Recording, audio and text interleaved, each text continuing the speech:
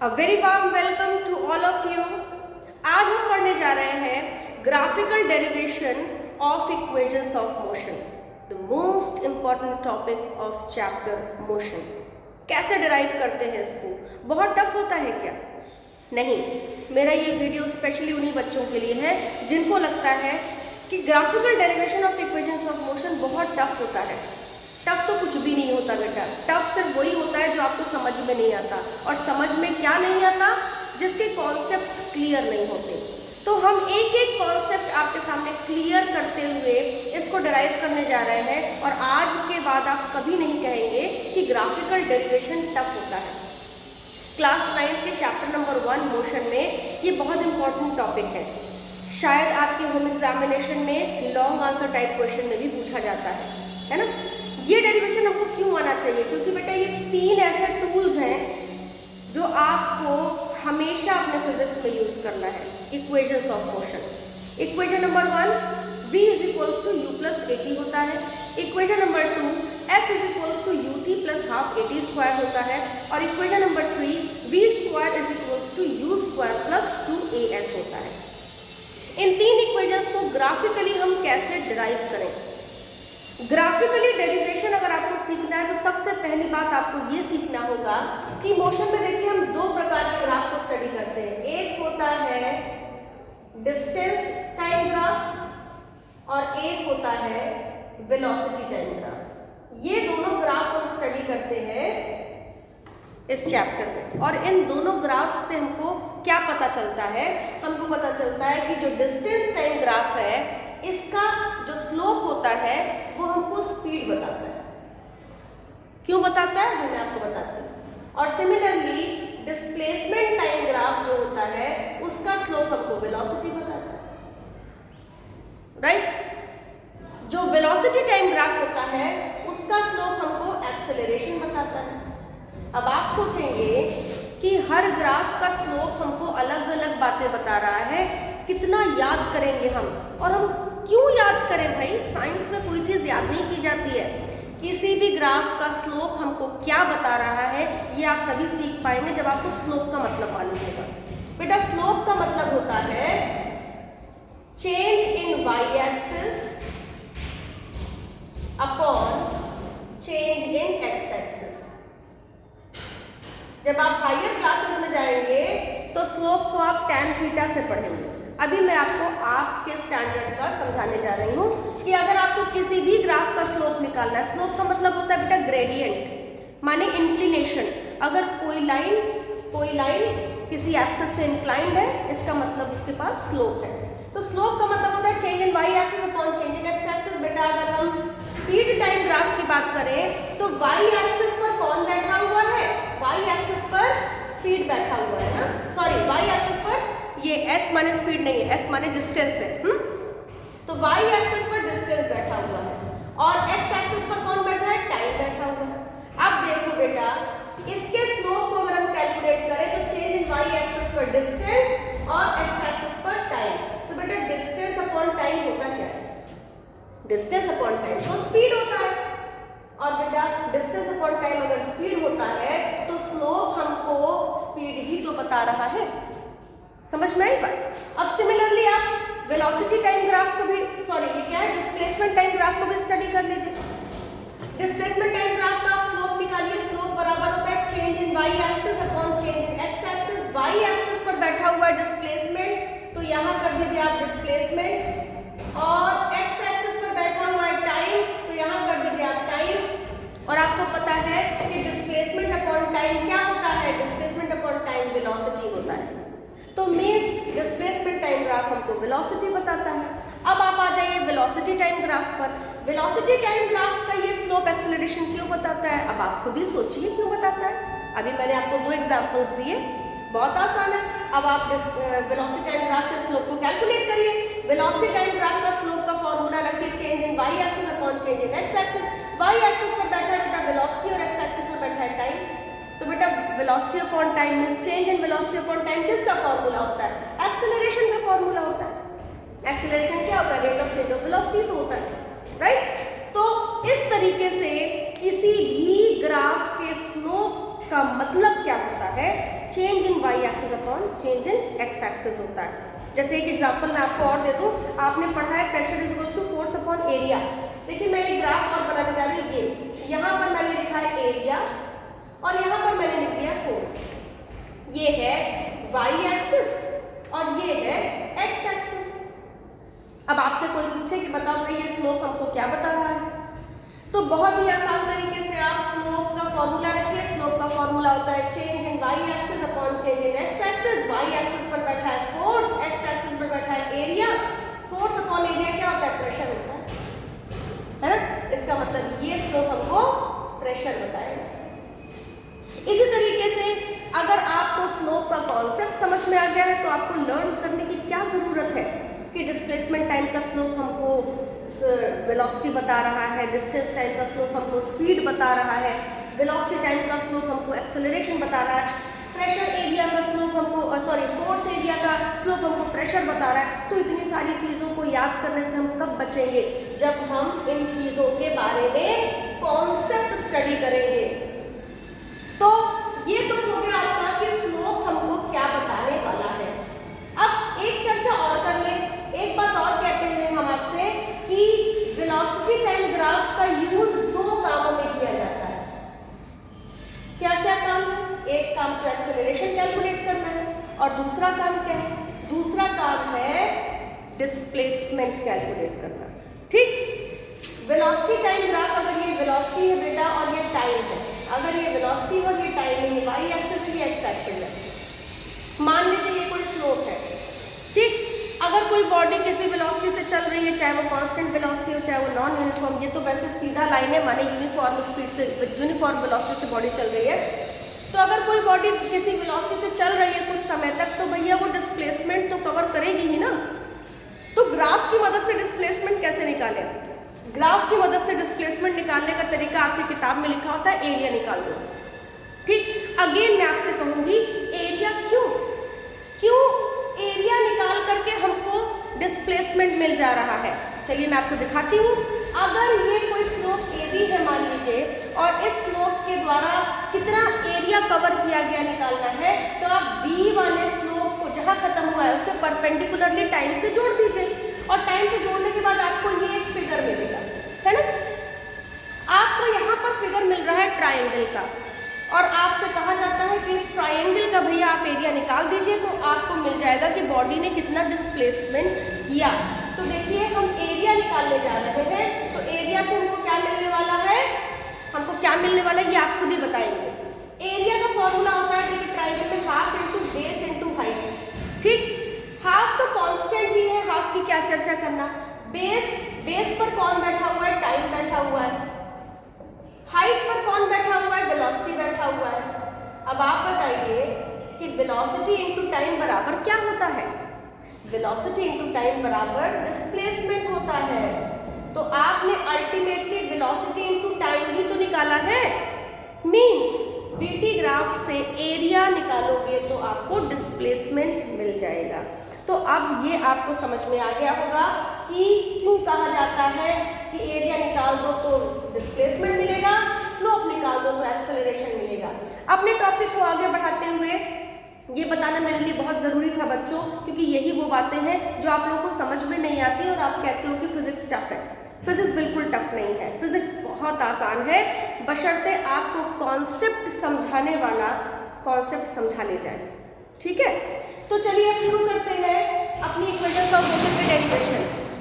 आपसे एक सवाल मैं करूंगी कि दो ग्राफ्स की चर्चा हुई है, डिस्प्लेसमेंट टाइम ग्राफ और वेलोसिटी टाइम ग्राफ। हम यहाँ पर किस ग्राफ की मदद से तीन इक्वेशंस को निकालें? अगर आपसे कहा जाए सोच के बताइए, क्या आप सोच सकते हैं? अब सोचने का तरीका क्या होना चाहिए?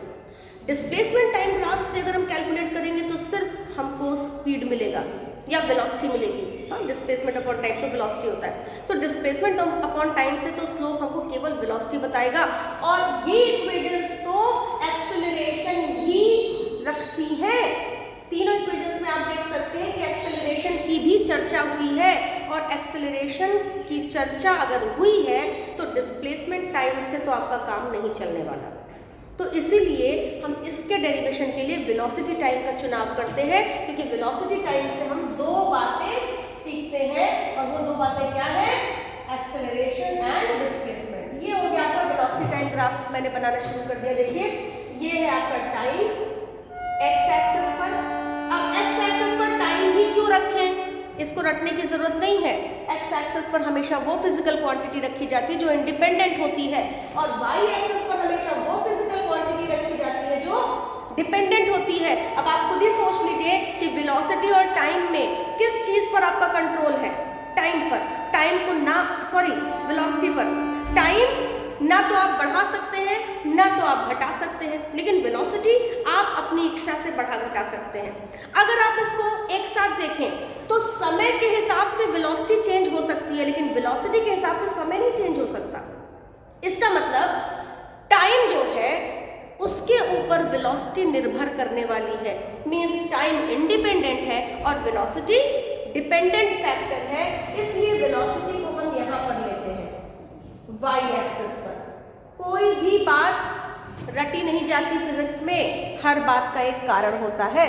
हमने वाई एक्सिस पर वेलोसिटी क्यों लिया और एक्स एक्सिस पर टाइम क्यों लिया, ये मैंने आपको बता दिया। अब चर्चा करते हैं कि क्या स्टोरी हमको लेनी है डेरिवेशन के लिए। स्टोरी हमको लेनी है कि मान लें कोई बॉडी है जो इनिशियली किसी वेलोसिटी से चल रही थी, ठीक है।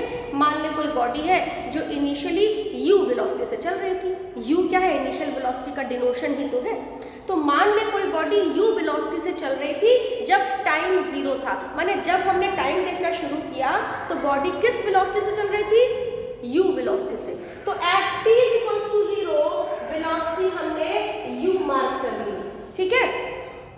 जब जैसे जैसे टाइम बीता, मान लें कि हम t समय तक अपनी बॉडी को ऑब्जर्व करने वाले हैं, तो जब टाइम t सेकेंड पर पहुंचा तो हमारी बॉडी की वेलोसिटी v हो गई, ठीक। तो भाई वेलोसिटी तो हम y एक्सिस पर ही प्लॉट करेंगे ना, x एक्सिस पर टाइम प्लॉट करेंगे। तो t = 0 पर वेलोसिटी u थी, t t पर वेलोसिटी v थी। तो देखिए हमारा ग्राफ हमको मिल गया, एक पॉइंट यहाँ, एक पॉइंट यहाँ, दोनों पॉइंट्स को जोड़ दीजिए तो आपको मिल गया एक स्लोप। अब ये स्लोप हमारा 0 से थोड़ी शुरू होगा, क्योंकि बॉडी एट t = 0 रेस्ट पर थोड़ी थी। अगर एट t = 0 बॉडी रेस्ट पर होती तो u हमारा 0 होता, लेकिन एट t = 0 बॉडी रेस्ट पर नहीं है, कुछ वेलोसिटी उसके पास पहले से ही है, तो हमने कुछ वेलोसिटी उसको पहले से ही दे रखी है जिसे हम u मान रहे हैं। t समय के बाद उसको v वेलोसिटी मिल गई, तो हमारा ग्राफ हमको मिल गया ये। अब दूसरी बात आपको सोचनी है, ग्राफ तो आपने प्लॉट कर लिया, अब इस ग्राफ की हर लाइन की चर्चा कर ली जाए, सबके डायमेंशंस को स्टडी कर लिया जाए। अगर यहाँ से लेकर यहाँ तक टाइम t है तो इस लाइन को हम t के बराबर कह सकते हैं, ठीक है। अगर यहाँ से लेकर यहाँ तक u है तो आप यहाँ से यहाँ तक के डिस्टेंस को u बोल सकते हैं, और यहाँ से लेकर यहाँ तक के डिस्टेंस को आप v बोलेंगे। तो देखिए ये और ये सेम है, तो हम कह दें कि ये v है, कोई दिक्कत नहीं है। आप इसको वहाँ डिनोट करिए पूरा, या यहाँ डिनोट करिए, बात एक ही है। तो यहाँ से लेकर यहाँ तक v है। अब जरा सा इसको आप देखिए, इसको मैं सीधी लाइन से मिला दूँ अगर, तो हमारा जो स्लोप है वो इतनी ऊंचाई से शुरू हुआ है, इतनी ऊंचाई से शुरू है, माने इतना बेस हमारा खाली है।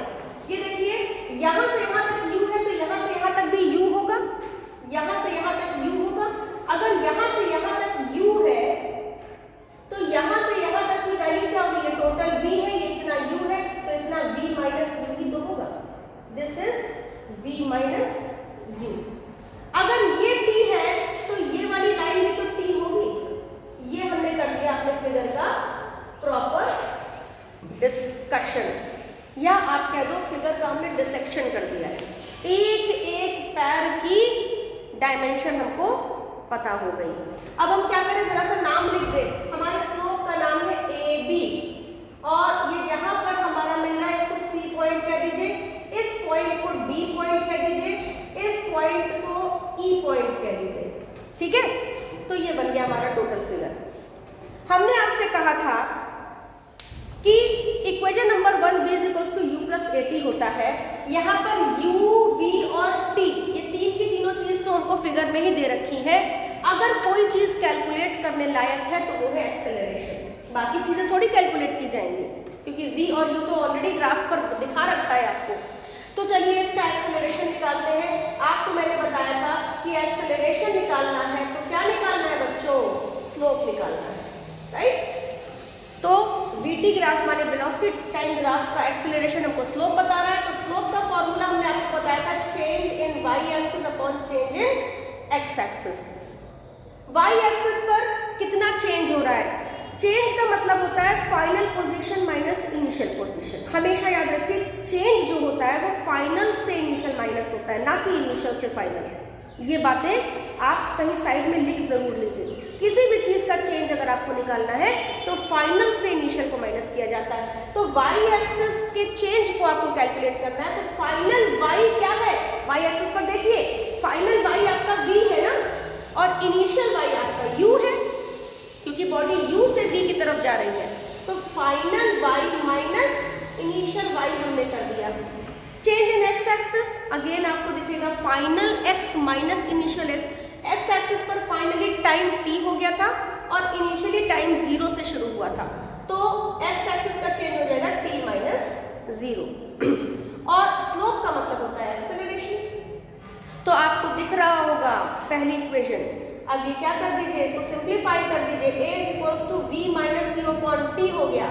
किसी नंबर के नीचे कुछ नहीं तो अपॉन 1 मान लेते हैं। अब क्रॉस मल्टीप्लाई कर दीजिए। क्रॉस मल्टीप्लाई करेंगे तो आपको मिलेगा 1 इंटू वी माइनस यू, तो v minus u a into t, a T होता है, तो v minus u is equals to a t आपको मिल गया। ये जो इक्वेशन है बेटा ना, ये बहुत इंपॉर्टेंट इक्वेशन है। इसको आप इक्वेशन नंबर 1 मान लीजिए। अगर आपको इसमें इक्वेशन नंबर 1 दिख रहा है तो बहुत बड़ी बात है। दिख रहा है कि नहीं दिख रहा है, रीअरेंज कर लीजिए भाई, u को उठा करके इधर ले आइए, आपको मिल जाएगी इक्वेशन। तो v इज इक्वल्स टू क्या हो जाएगा, दिख रहा है, यहाँ लिखती हूँ। तो v इज इक्वल्स टू क्या हो गया, u को इधर लाए, माइनस में था प्लस में हो गया, तो ये u प्लस ए टी। तो पहली इक्वेशन ऑफ मोशन हमको मिल गई v is equals to u plus A t. समझ में आई बात? This is the first equation of motion. इस फर्स्ट इक्वेशन ऑफ मोशन से हमको एक बड़ी ही नायाब चीज मिलती है बेटा, और वो है equation number 1 v minus u is equals to a t. ये हमारा पासवर्ड है। मैं हमेशा अपने बच्चों से बताती हूँ कि ये आपका पासवर्ड है, ये आपका पासवर्ड है। इसको आप यूज करने वाले हैं हर इक्वेशन में। जैसे पासवर्ड क्या होता है, जिससे हर चाबी खुल जाए, है ना, हर ताला खुल जाए, तो ये वो चाबी है। इस चाबी को आपको अपने पास हमेशा रखना है अगर इक्वेशंस ऑफ मोशन को डिराइव कर रहे हैं। चलिए आते हैं सेकंड इक्वेशन ऑफ मोशन पर। सेकंड इक्वेशन ऑफ मोशन लिखा हुआ है आपके ऊपर, s is equals to U T plus half A T square. अब इसमें आप देखिए s का मतलब होता है डिस्प्लेसमेंट, u है इनिशियल वेलोसिटी, t है टाइम, हाफ हमारा कांस्टेंट होता है, a एक्सेलरेशन और t टाइम। तो यहाँ दो फैक्टर्स आपको मिल रहे हैं, एक s मिल रहा है और एक a मिल रहा है, डिस्प्लेसमेंट और एक्सेलरेशन, जिनका हम कैलकुलेशन कर सकते हैं। अगर आपने दोबारा से एक्सेलरेशन को कैलकुलेट किया तो आपको दोबारा से इक्वेशन नंबर 1 मिल जानी है। तो अब दोबारा a का कैलकुलेशन मत कीजिएगा, a का कैलकुलेशन करेंगे तो इक्वेशन 1 मिलती है। तो सीधी सी बात है, आपके पास एक ही रास्ता है कि अब इस इक्वेशन को निकालना है तो s का कैलकुलेशन कीजिए, s निकालिए। s क्या है, डिस्प्लेसमेंट है। डिस्प्लेसमेंट निकालने के लिए क्या करते हैं, अभी मैंने आपको बताया था कि डिस्प्लेसमेंट निकालने के लिए एरिया अंडर स्लोप निकालते हैं। ठीक, डिस्प्लेसमेंट निकालने के लिए एरिया अंडर स्लोप, और स्लोप का नाम क्या है, हमने ए बी रखा है स्लोप का नाम। ये है हमारा स्लोप, देखिए ये है हमारा स्लोप ए बी, ये हमारा y एक्सिस है, ये हमारा x एक्सिस है, ठीक है। और ये स्लोप हमको इस तरीके का फिगर मैं दोबारा क्यों बना रही हूँ, क्योंकि इससे आपको आसानी होगी। ये देखिए फिगर हमारा A B C D E, ये फिगर है। एरिया को निकालना है तो माने इस पूरे फिगर की वैल्यू आपको चाहिए, इस पूरे फिगर का एरिया आपको निकालना पड़ेगा। एरिया निकालने के दो तरीके, चाहे आप पूरे फिगर का एरिया कैलकुलेट कर लीजिए और चाहे आप इसके ब्रेक करके इसका एरिया निकालिए। माने पहले एरिया ऑफ ट्राइंगल निकाल लीजिए, उसके बाद एरिया ऑफ रेक्टेंगल निकाल लीजिए। तो चलिए यही वाला तरीका अपनाते हैं। डिस्प्लेसमेंट बराबर एरिया अंडर स्लोप, तो हमने डिस्प्लेसमेंट बराबर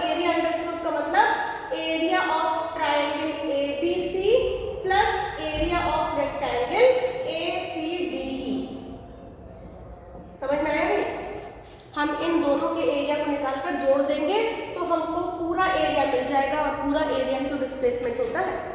तो यहाँ से चलिए हम डिस्प्लेसमेंट निकालने जा रहे हैं। S बराबर area of triangle ABC। ABC triangle आपको राइट एंगल ट्राइंगल दिख रहा है और राइट एंगल ट्राइंगल का एरिया होता है half into base into height.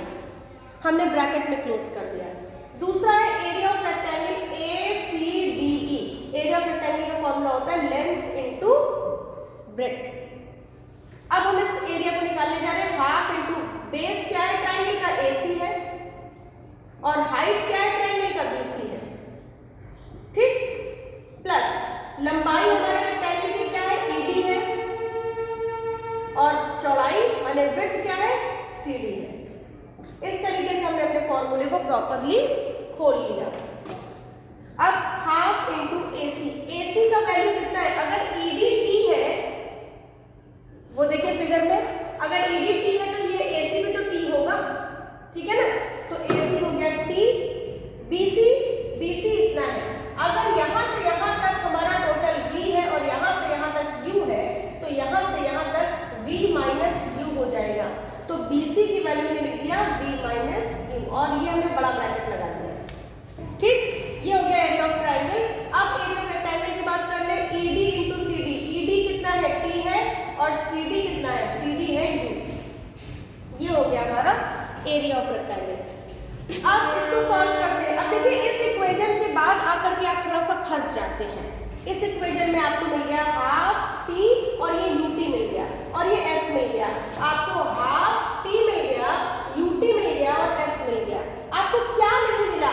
आपको A नहीं मिला, राइट।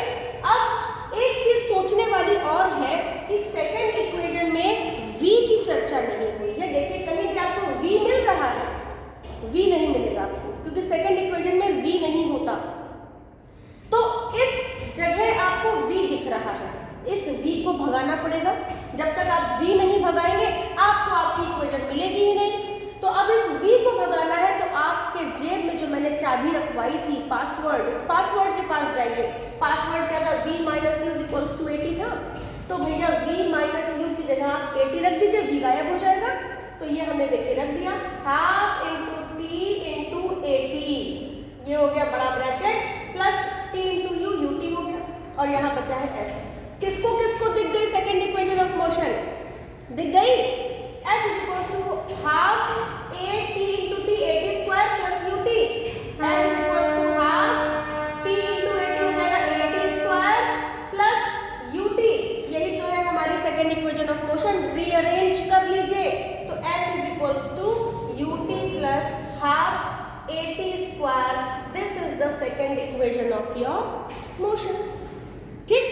अगर उतारना है तो उतार लीजिए, लेकिन मुझे नहीं लगता आपको इसको उतारने की जरूरत पड़ेगी। अगर आपने ध्यान से मेरी बातों को सुना है तो you can do it independently. बिल्कुल श्योरली आप इसको कर लेंगे, लेकिन ध्यान से सुनना पड़ेगा भाई साहब, ठीक है। अब आ जाते हैं थर्ड इक्वेशन ऑफ मोशन। देखिए थर्ड इक्वेशन ऑफ मोशन में भी सबसे बड़ी समस्या कैलकुलेट क्या करना है।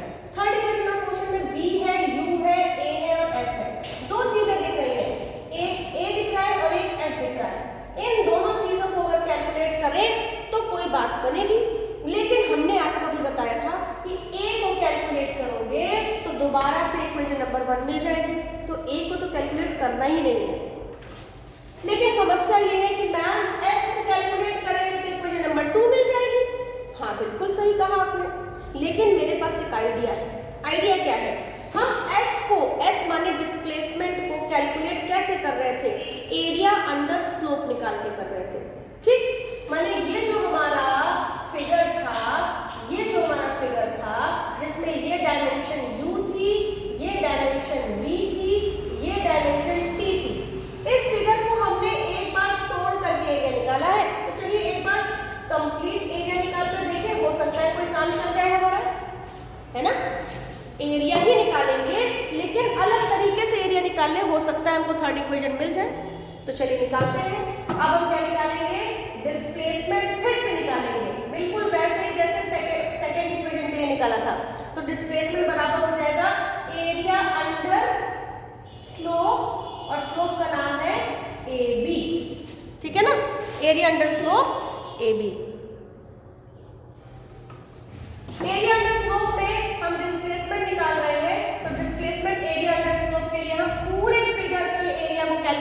जा रहे हैं। मानिए हम निकाल दें एरिया ऑफ, बताओ ये फिगर क्या कहलाता है? एक ऐसा फिगर जिसके पास केवल 2 पैरेलल साइड्स हो और बाकी सब अनपैरेलल हो, उस फिगर को ट्रेपेजियम बोलते हैं बेटा। This is trapezium. ठीक, ट्रेपेजियम के बारे में आप अपने मैथमेटिक्स में जाकर के पढ़िए। Trapezium is a figure, it is a quadrilateral having 1 pair of parallel sides, right? तो ये ट्रेपेजियम देखिए 1 पेयर ऑफ पैरेलल साइड कौन सी दिख रही है? ये है AE और ये क्या था? D था, ये है BD। तो AE और BD पैरेलल साइड्स का पेयर है और बाकी देखिए PD और AB ये नॉन पैरेलल साइड्स है।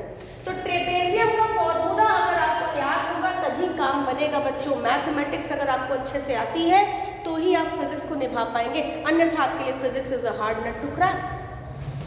एरिया ऑफ ट्रेपेजियम होता है half into sum of parallel sides, bracket में रखिएगा सारी बातें, into perpendicular distance between parallel sides. यही तो होता है। आप लोग इसको इस तरीके से भी जानते हैं, half into sum of parallel sides into height, है ना? हाइट क्या होती है? पैरेलल साइड्स के बीच की डिस्टेंस को ही तो हाइट कहते हैं हम लोग।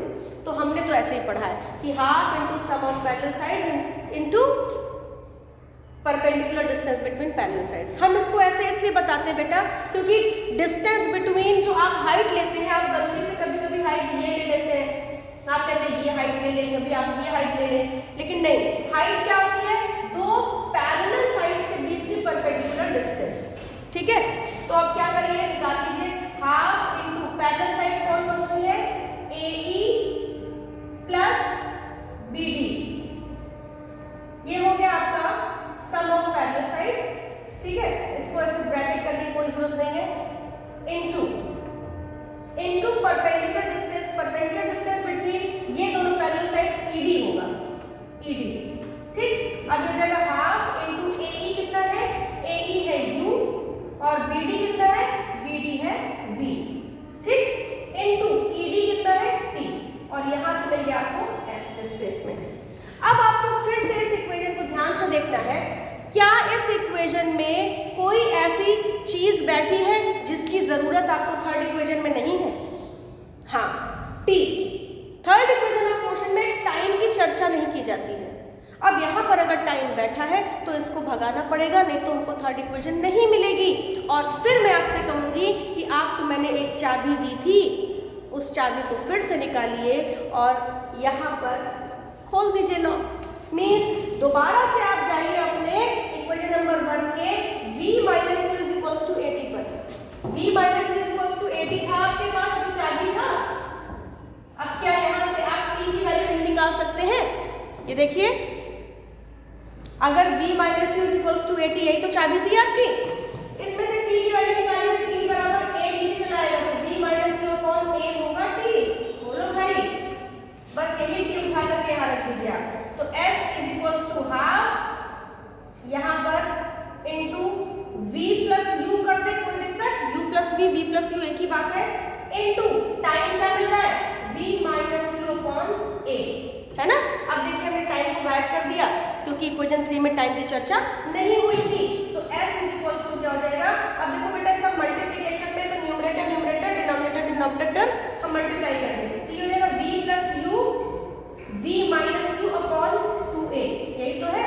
ये न्यूमरेटर में 1 है, यहाँ न्यूमरेटर में v प्लस यू है, यहाँ न्यूमरेटर में v माइनस यू है, अपॉन डिनोमिनेटर में 2 है, डिनोमिनेटर में a है। हमने सब न्यूमरेटर डिनोमिनेटर को मल्टीप्लाई कर दिया तो हमको मिला s equals to v plus u v minus u upon a। अब आपको मैथमेटिक्स का कोई फॉर्मूला याद आ रहा है कि नहीं आ रहा है? a plus b a minus b, तो ये हो जाएगा v square minus u square upon 2a। a plus b a minus b is equals to a square minus b square. तो s हो गया v square minus b square upon 2a, cross multiply कर लीजिए, मिलेगा 1 into v square minus u square, v square minus u square, s into 2a हो जाएगा 2as। मिल गया third equation. तो हो जाएगा v स्क्वायर, इसको रीअरेंज कर लीजिए, u को उधर ले जाइए, is equals to u square plus 2as। ये मिल गया आपको थर्ड इक्वेशन ऑफ मोशन। तो इस तरीके से बेहद आसान है graphical derivation of 3 equations of motion. क्या करना है आपको, अगर आपको समझ में आ गया है तो कॉपी पेन निकालिए और प्रैक्टिस कीजिए। Thank you very much. मिलते हैं हम आपको नेक्स्ट क्लास में एक अच्छे से और बहुत इंपॉर्टेंट टॉपिक के साथ। Thank you so much.